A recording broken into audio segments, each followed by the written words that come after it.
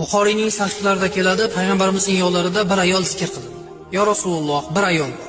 Judayam taqvodor. Kecha-yu kunduz ibodat qiladi, nafl namozlar o'qiydi, farz va nafl ro'zalar tutadi, xullas tuni bo'yi ibodatda. Zakot va ihsonlarni ham juda ko'p qiladi. Walakinnaha tu'si jaroha, lekin uning bir aybi bor. Odamlarga bilisaniha, tili bilan ozor beradi deyishganda, Rasululloh fahiya fil nar dedilar. U ayol do'zaxiy dedi. Qani shuncha namoz va ro'za, zakot va ihson, qiynalib tushayotgan ro'zalari qani shunchasi? Hammasi kuyib ketdi. Tilingiz bilan birovga ozor berib qo'ysangiz, amallaringiz xavotir bo'lib ketishligi mana shu hadisda bayon qilingan. Va shuni muqobilida boshqa bir ayol zikr qilindi.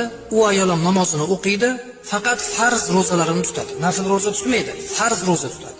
Ihson ham qiladi, lekin juda kam. Haligi ayolchalik ko'p ihson qilmaydi, chunki sharoiti yo'q deganlarida Rasululloh fahiya fil jannat dedi. U ayol jannatga dedilar. Nimaga unaqa?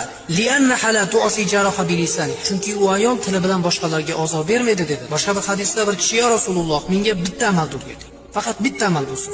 Ko'p bo'lmasin. Shu amal bilan jannatga kiray deganda Rasululloh tilingni tiy, jannatga kirasan degan. Mana biz uchun oddiy bir amal. Lekin aslida esa u katta bir ajr yoki katta